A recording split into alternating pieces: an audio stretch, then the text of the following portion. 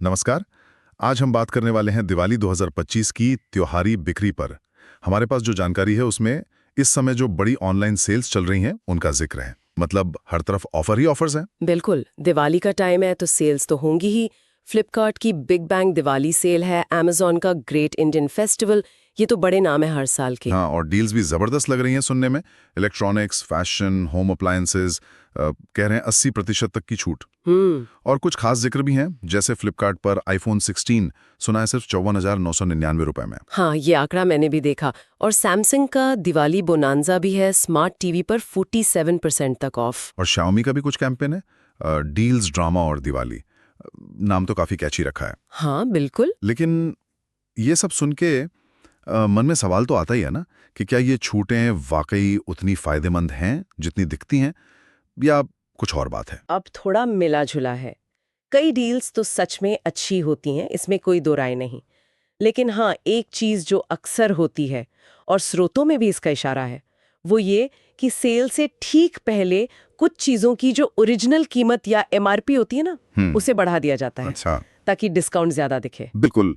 फिर वो 80% या 90% वाला आंकड़ा ज्यादा आकर्षक लगता है, जबकि असल बचत शायद उतनी ना हो। और ये जो अप टू 80% या अप टू 90% होता है, ये अक्सर कुछ चुने हुए प्रोडक्ट्स पर ही होता है। हो सकता है पुराने मॉडल हों या जो कम बिक रहे हों। मतलब सारे प्रोडक्ट्स पर उतना डिस्काउंट नहीं मिलता होगा। हाँ बिल्कुल। ज्यादातर चीजों पर छूट शायद 10%, 20%, 30% ही हो। तो बस हेडलाइन देखकर खुश नहीं हो जाना चाहिए। तो फिर एक आम खरीदार कैसे पता लगाए कि डील असली है या नहीं? कोई आसान तरीका है?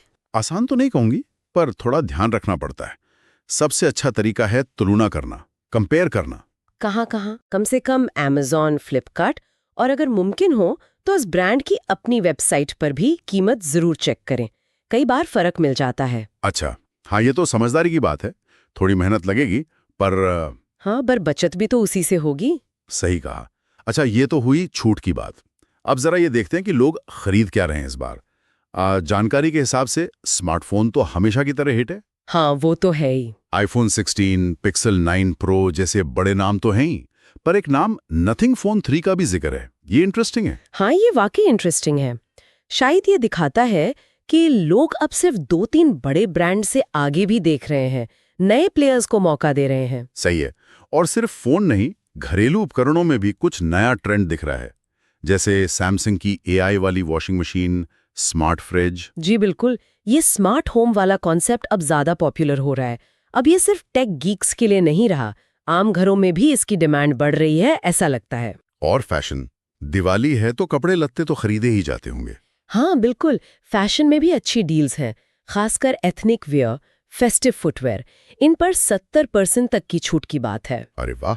और छोटी एक्सेसरीज जैसे ईयरबड्स, स्मार्ट वॉच। हाँ, smart accessories, earbuds, smart watch, power bank, इन पर तो कुछ डील्स 90% तक भी जा रही हैं, ऐसा सुनने में आया है। 90%? हाँ, ये तो बहुत ज्यादा है। हाँ, लेकिन फिर वही बात, शायद चुनिंदा आइटम्स पर हो, पर डील्स हैं जरूर। और इन सब डिस्काउंट के अलावा बैंक ऑफर्स भी तो होते हैं, उनका कितना रोल रहता है? हाँ, ये बहुत जरूरी पॉइंट है।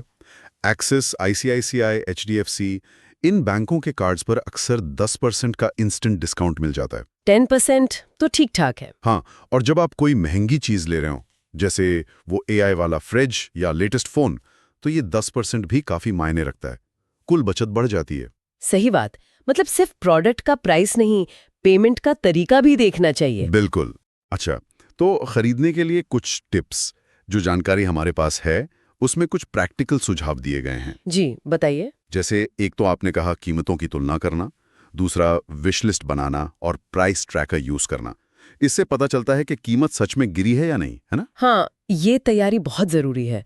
विश लिस्ट बनाने से आप फोकस्ड रहते हैं और प्राइस ट्रैकर आपको अलर्ट कर देता है जब कीमत कम होती है। और ये भी कहा गया है कि जल्दी करनी चाहिए, अच्छी डील्स जल्दी खत्म हो जाती हैं। हाँ बिल्कुल, खासकर जो लिमिटेड स्टॉक वाली हॉट डील्स होती हैं, वो तो घंटों में निकल जाती हैं। तो अगर रिसर्च पूरी है और डील पसंद है तो ज्यादा इंतजार नहीं करना चाहिए। और सबसे जरूरी शायद बजट तय करना। ओह हाँ बिल्कुल, सबसे पहले बजट, वरना ऑफर्स की चमक में पता ही नहीं चलता कब खर्च लिमिट से बाहर हो गया। सही है।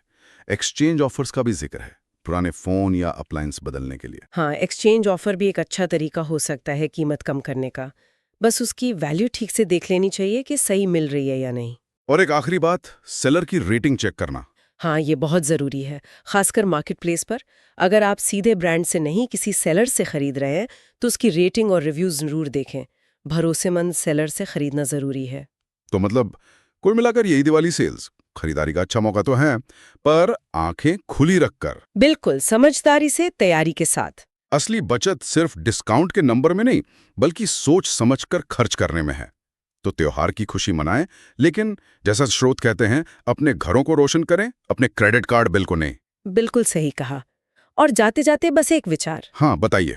हम बात कर रहे थे कि सेल से ठीक पहले कीमतें बढ़ जाती हैं, पर क्या हो अगर हम किसी प्रोडक्ट की असल कीमत को पिछले कई सेल साइकिल्स में ट्रैक करें? क्या उससे हमें कोई पैटर्न मिल सकता है कि कब खरीदना बेस्ट रहता है? इंटरेस्टिंग पॉइंट है, डेटा का सही इस्तेमाल। हाँ, और दूसरा, इस बार ये जो स्मार्ट टेक और घरेलू उपकरणों पर इतना फोकस है, क्या ये सिर्फ एक ट्रेंड है या ये वाकई में हमारी बदलती लाइफस्टाइल और ज़रूरतों को दिखा रहा है? इस पर भी सोचा जा सकता है।